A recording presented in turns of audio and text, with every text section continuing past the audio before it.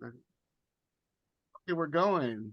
It's Alexander Lawrence here with the Portable Infinite, and we're with my favorite band of the week here, Young Guns, Silver Fox, and it's Sean Lee on the left, Andy Platts, and the new album is called Ticket to Shangri-La. You guys started about 10 years ago, or? Yeah, nearly that. Nearly, yeah, 2015. Okay, and then they have 4 albums. The new one's Ticket to Shangri-La. I heard this is the first tour to America, basically, or first one. You heard right. It's absolutely true. It's our first time ever playing in North America. So you played New York, you played Bowery Ballroom. I've been there, and you played Chicago. Did you guys go to South by Southwest? No, we didn't. No, we did look at doing that, but it wasn't the right thing for us to do this time. So we spent a bit more time in LA doing some stuff and meeting people, that kind of thing. Okay, so how are the shows going? This is your first time in America. You're a UK-based band. How are the shows going so far? Oh man, really great. I mean, we're having a great time. I mean, New York was the first gig, and it was fantastic. And then we played in Toronto, and that was great. And Chicago was wicked. And tomorrow night is the Troubadour, and it's nearly sold out now. And it's just going to be such an amazing experience to bring this music back to California. Okay, yeah, let me remind everyone that's listening to this. Tomorrow is the Troubadour, the 20th, Monday, and San Francisco, you're going to be at the Independent on Tuesday. And you're also going to be on KCRW tomorrow morning if you're on the radio. What's that going to be? Are you going to play, or is he just going to spin records?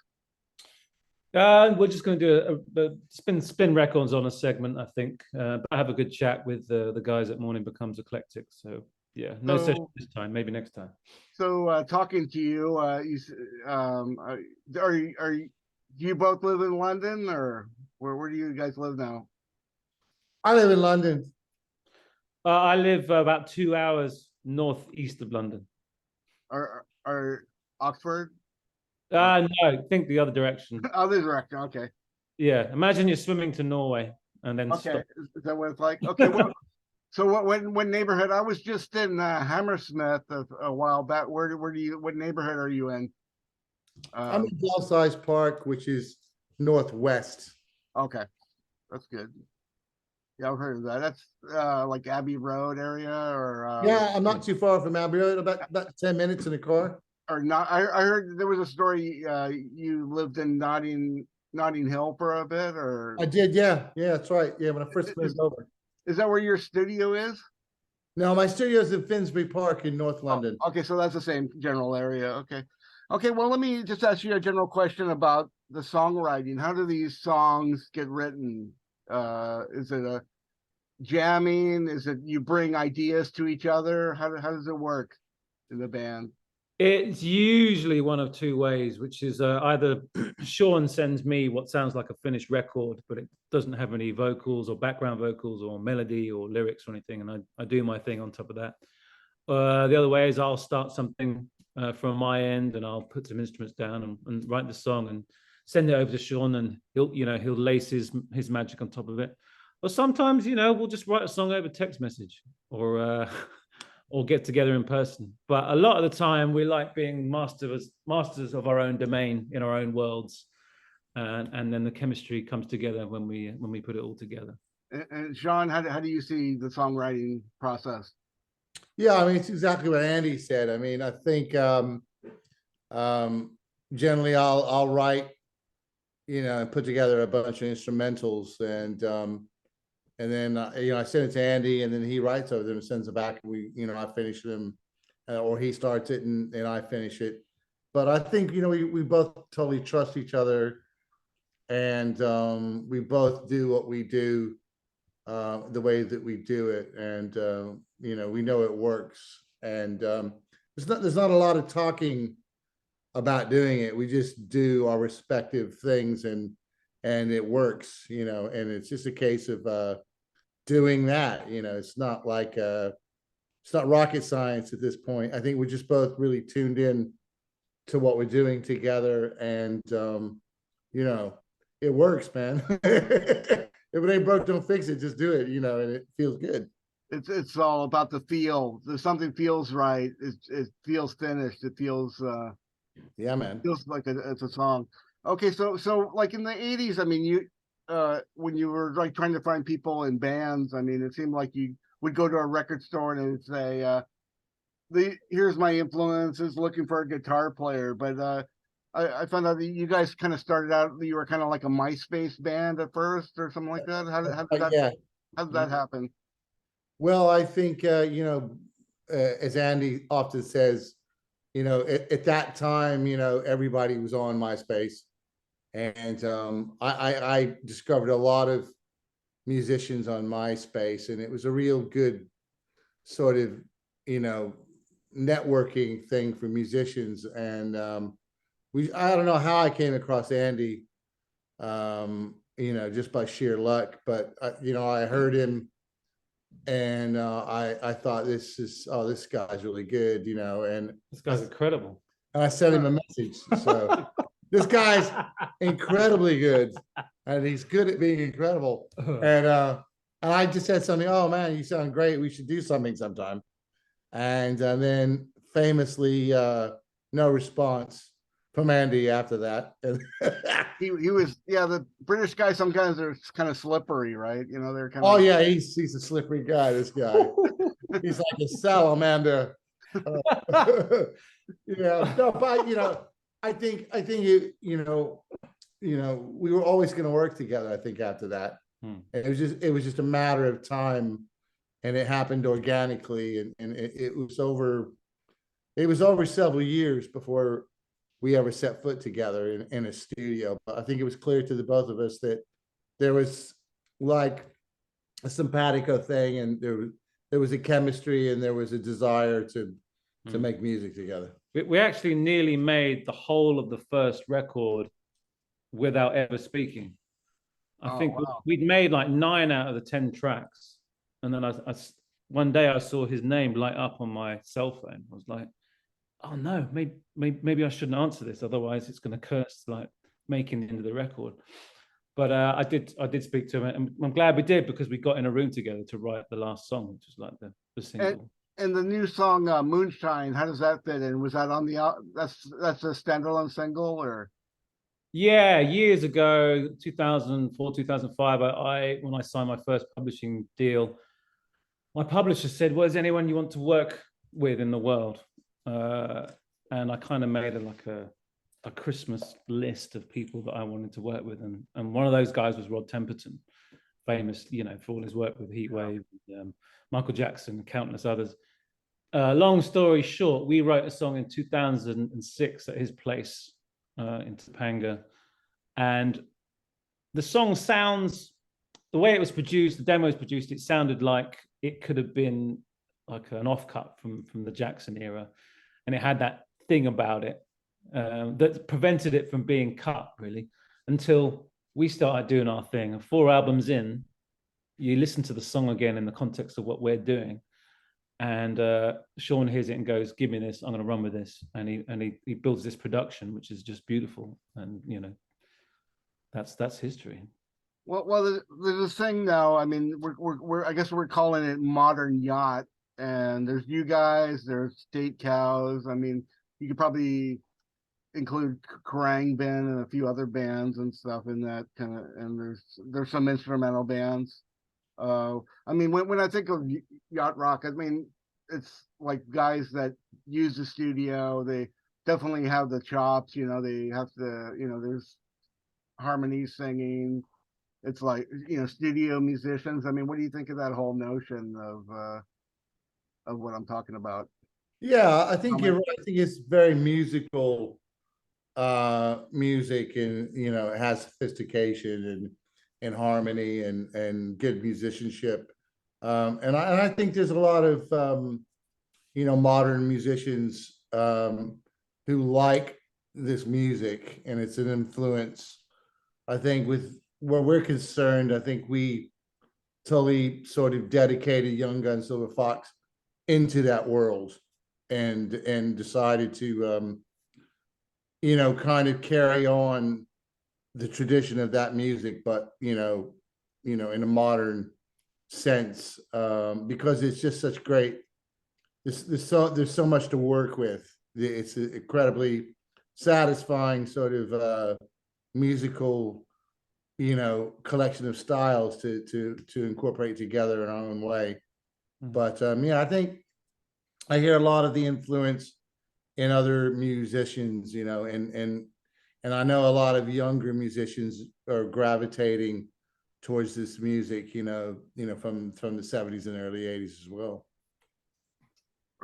Are you really dedicated to analog and old gear? I mean, are you using Fenders or tube amps, like a lot of bands? I've tour managed a few bands, and they use like a Nord, and they just use like plugins and then Nord keyboard. And you guys use like old gear, Fender Rhodes, Yeah. Well, I mean, tube amps and stuff. I mean, yeah, there's two things, I guess. That studio, yeah, everything on the front end is all kind of instruments of the period, whether it's Fender Rhodes or P basses or using tape or whatever. Yeah, but we like to capture that digitally ultimately. But everything on the front end is like the old 70s gear.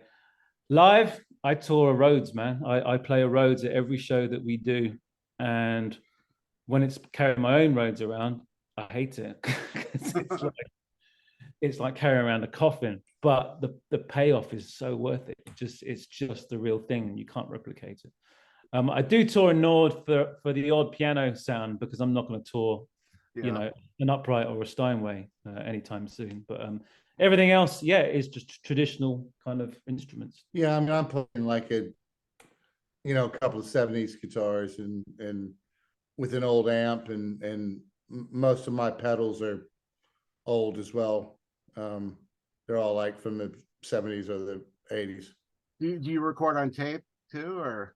Yeah, we use tape. We use tape, but I think we use tape as an effect.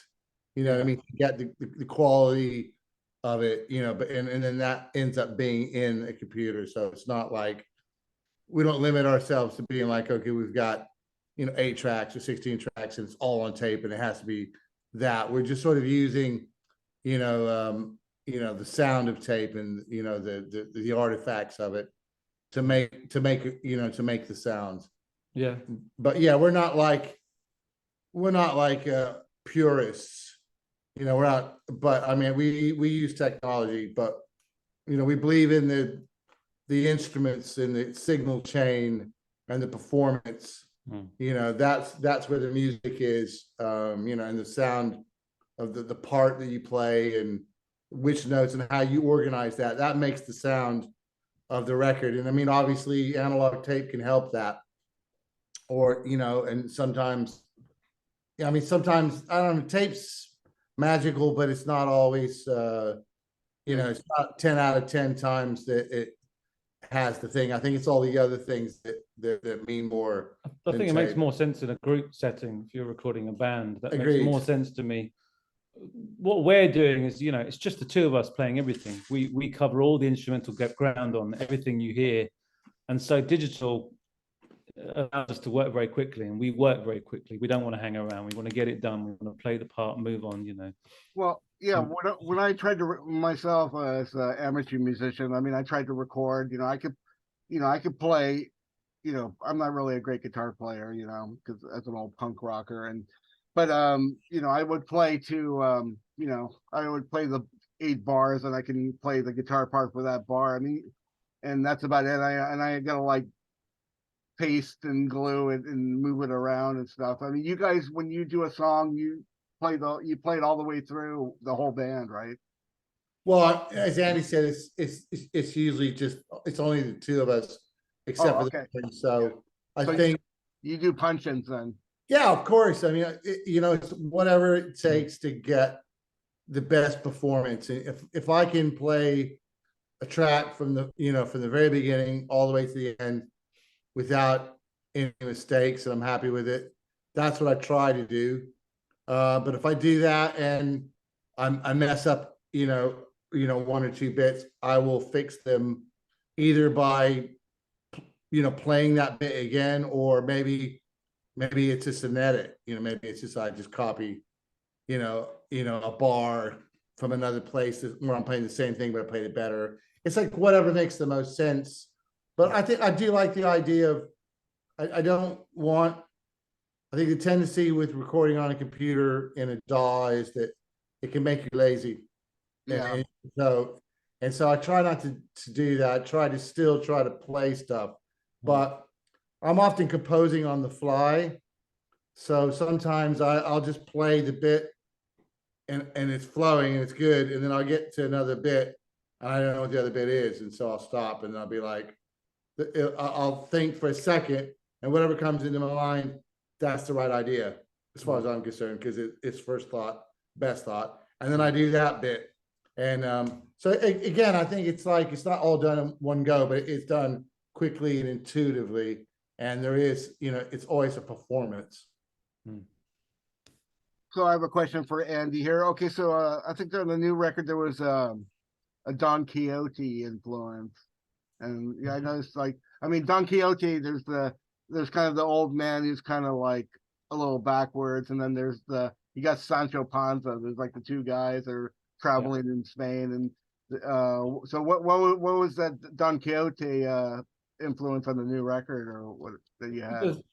There's a song called Sierra Nights, which has a different kind of texture for us. It's kind of dreamy. It's quite panoramic. It's acoustic guitars. It kind of fuses a bit of that Crosby, Stills and Nash thing, Laurel Canyon sound kind of thing, with what we do, and perhaps a little bit of Steely Dan thrown in there for good measure. But I think ultimately what I was trying to do was trying to write the song of the movie of the book. I read the book. It was in lockdown. Read it over 3 months. So I lived that world. I absolutely loved it. I love the relationship between them, their struggles, but the fact that they were always there for each other, their trust. And I mean, without being corny, that really mirrors what me and Sean do and how we feel about making music together. And then obviously the setting, or the mountains and the wilderness, it kind of spoke to that kind of great American travelogue idea. Funnily enough, we were just in Joshua Tree National Park today, and it kind of clicked with all those kind of things. So that's how the influence of that book marked itself on the song and on the album.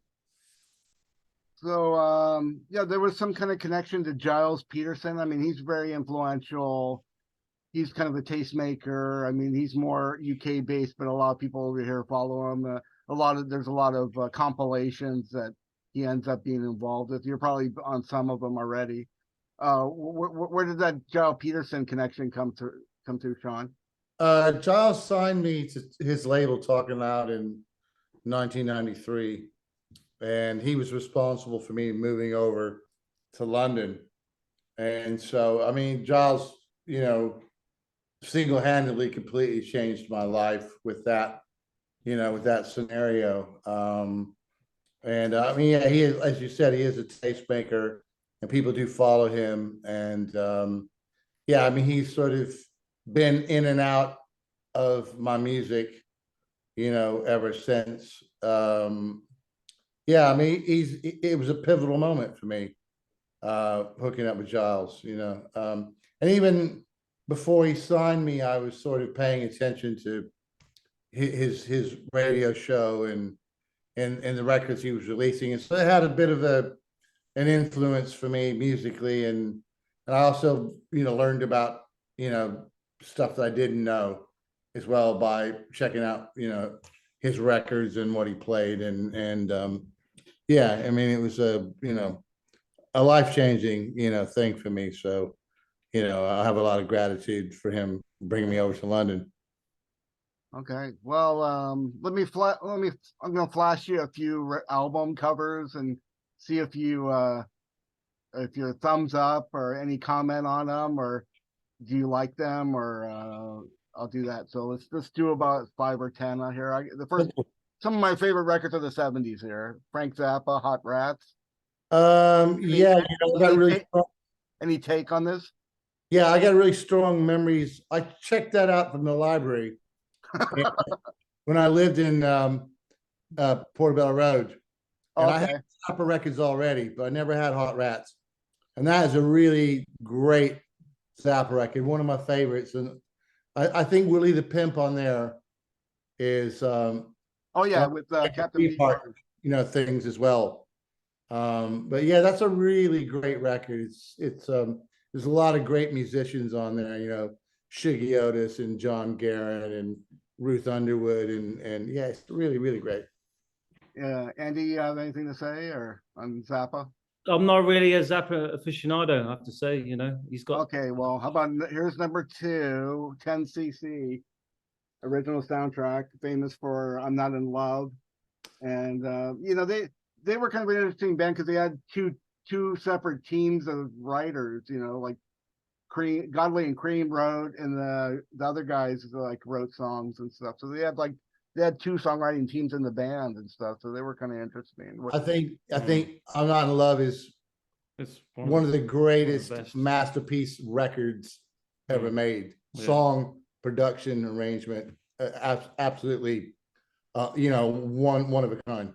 How do you feel about the gatefold sleeve? That's kind of like that's kind of a 70s thing too, right? It's great. Yeah, we actually, our very first album has a gatefold of me and Sean sitting in his old studio. So we love the gatefold. One of the songwriters of the 70s that I like a lot, Zevon, Warren Zevon, Excitable Boy, I guess. Some of Fleetwood Mac's on this record playing on there what do you any take on this? Well, no, this is above my pay grade, man. It's funny. It's funny the Warren Zevon thing because a couple nights ago, it came up in a conversation about not me. It was today about I got asked, is there a Trader Vic's in London?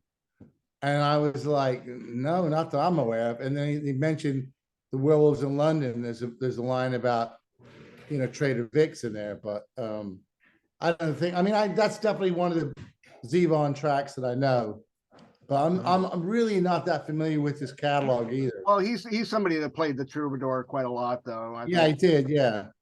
Okay, the next record is Sparks, LA band, but they were kind of like everyone thought they were like a British band. Sparks, Come Out of My House. Is there any? Do you ever listen to these guys at all, or? What's I seen the album cover? What's the band? Yeah, Sparks. Oh, Sparks. Yeah. Oh yeah. You know what? I was never dead into Sparks either, but I always thought they were a cool, interesting band. But I never bought the records. I discovered them on MTV in the early '80s.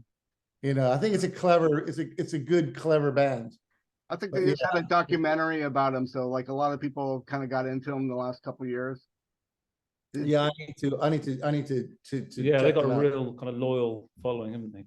Yeah, they played all their albums at Royal Albert Hall a couple years ago. They did like all 25 albums or something about 10 years ago or something. So the next one is Todd Rundgren, a Wizard, a Star, a True Story. Or what's it called? Yeah. Wait, Andy or anybody care for this? Yeah, no, I love. I mean, he's done so much, and there's so much to choose and talk about with him that I certainly don't know a lot of his kind of later works, but he's someone makes really interesting sounding records. And yeah, he was also like playing everything on the record. Yeah. Using the studio as an instrument kind of thing. Yeah. Todd's a total. He's a total dude, man. It's like he's a bit of a genius. Kind of the same time, Queen, Sheer Heart Attack.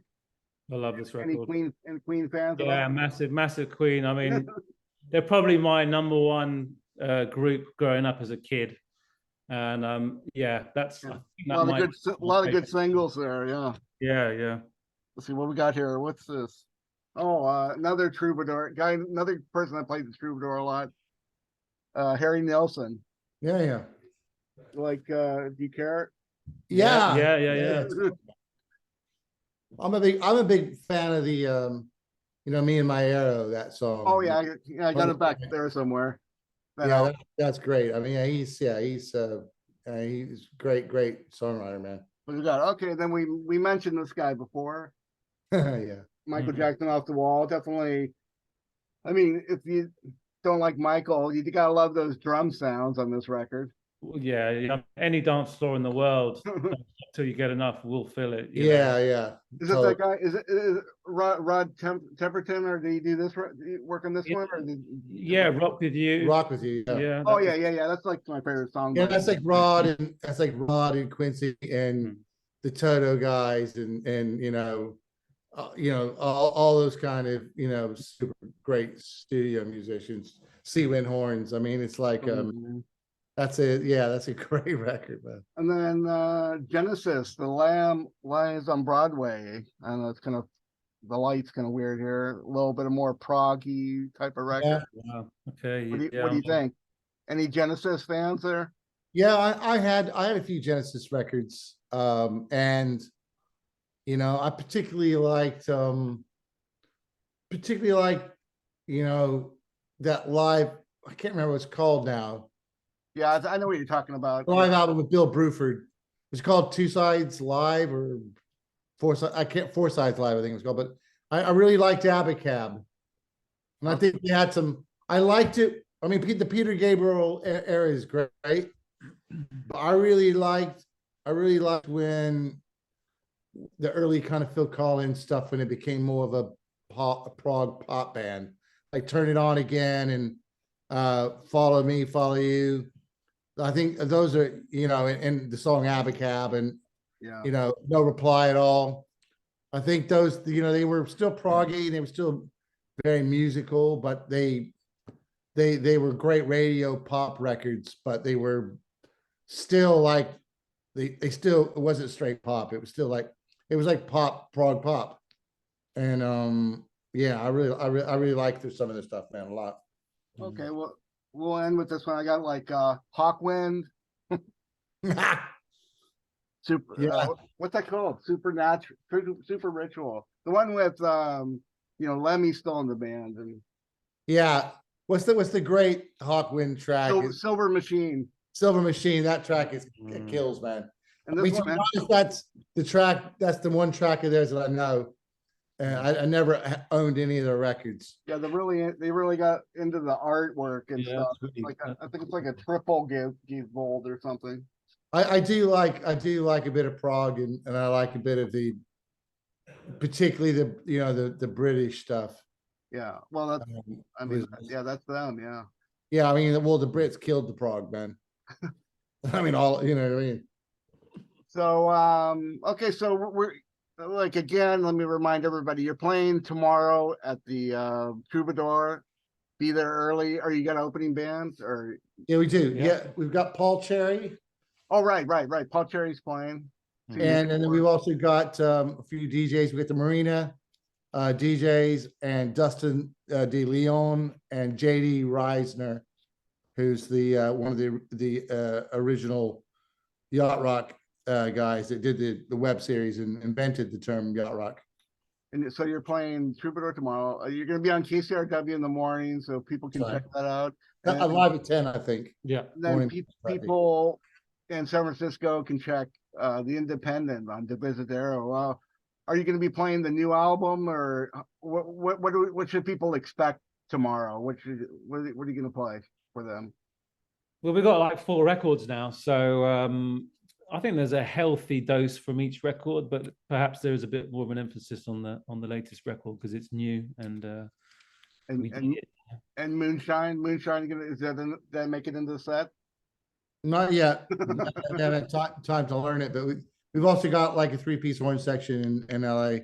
Okay, so yeah. Oh yeah. Well, so who's in the band? You've been playing with the same guys for a while. Who's in the band right now? On the tubs, we have Adrian Meehan, who we like to call Dirt Reynolds. Okay. I just want to let him know that we've introduced him first. Okay. He's there. And then he's in the room. He's in the room. And then we got David Sexy Time, Diddy Page on the bass. And yeah, we've been playing with Adrian and Dave since the beginning of the first shows. So yeah, nearly we've been playing together, nearly 10 years together. And then on the LO show, we got some young cats called Alex Young on sax, Tristan Hurd on trumpet, and Nick Crane on trombone. And we had a quick rehearsal with them a couple of days ago, and they Sounding good, man. And if people want to find your music, where do they go? Should they go to Spotify? Do you have a website?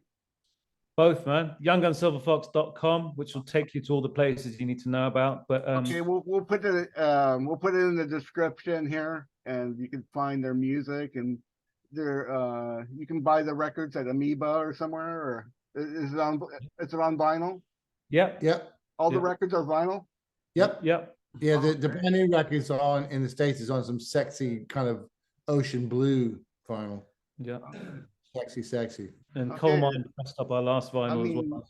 And what's the plan for the rest of the year? Are you going to play some festivals, or I think there was some European tour or some dates going on. What's going on for the rest of the year? Yeah, we've got some European stuff happening in Holland, where we're quite well thought of out there. More stuff in Europe. We're trying to come back actually to the US in the fall. Oh, great. I mean, that's why we're here, to sow some seeds and then start coming back again and again. It's And gonna be building this thing, it's gonna be a regular thing, Yeah, well, we're also going to be in Spain, Yeah. Belgium, France, and Holland a few times. So we got a few. Yeah. There's definitely some UK. Oh, and our biggest festivals ever too. London show as well. Yeah, that's right. Big. Where's that gonna be at? I think we're allowed to talk about it, but yeah, we're looking at doing the Electric Ballroom Okay. in Camden, which is it's about 1,300 cap, which is good for us. All right. Okay. Well, thanks for talking to me. Look forward to the shows, and look forward to all the great music. Okay. Thanks, man. It's been a Thank pleasure. you. Cheers. Okay. Well, let's see. Wait a minute. Oh, wait a minute. Okay. Okay, bye. Okay. Gotta go. Okay. Take care.